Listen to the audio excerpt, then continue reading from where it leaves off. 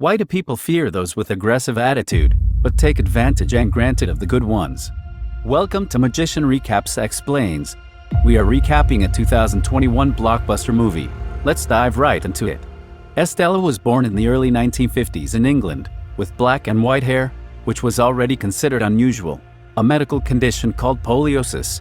In 1964, at age 12, Estella attends school, but is always confronted by the other students for her unusual hair color and nefarious behavior. Catherine, Emily Beecham, Estella's mother, immediately sees potential in her due to her creativity in fashion and her affinity for dogs, especially a stray she picks up, named Buddy. Due to her rebellious nature, Catherine pulls Estella from school, and they decide to move to London to make a fresh start, telling Estella that she can't be the best fashion designer in this small town.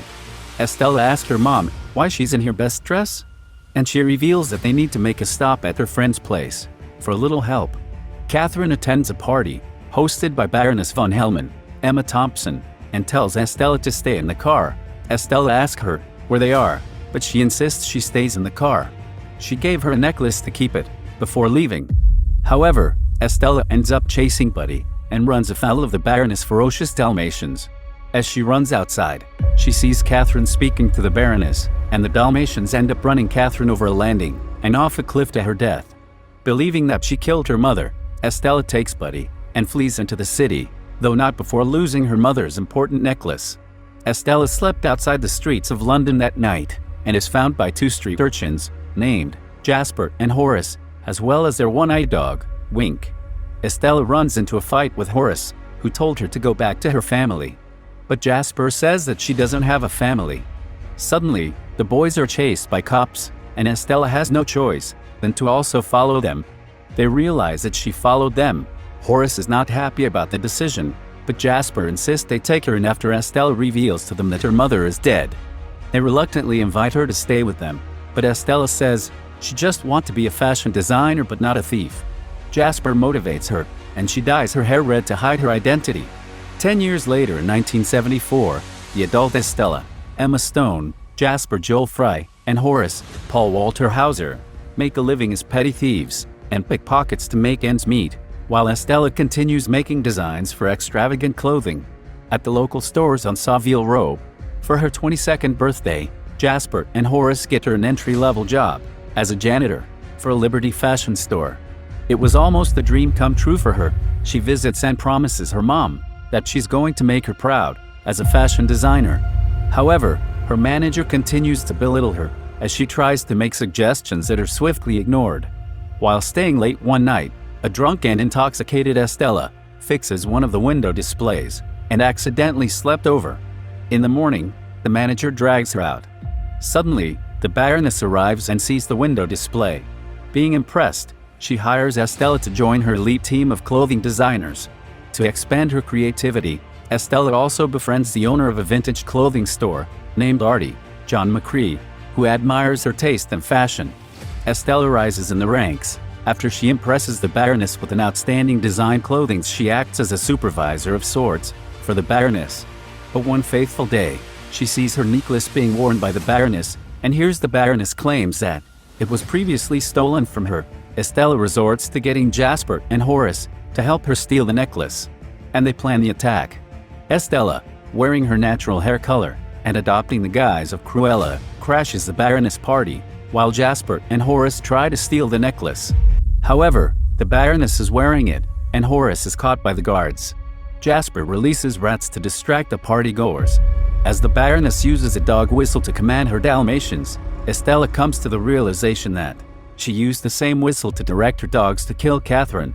One of the Dalmatians ends up swallowing the necklace as Estella, Jasper, and Horace flee in a stolen Panther de Ville. Now with a proper motive and forces for revenge, Estella continues to taunt the Baroness by appearing at her lavish gatherings in over-the-top and stylish outfits and recruiting her childhood school friend, Anita Darling, Kirby Howell Baptist, to use her journalistic connections to spread her publicity.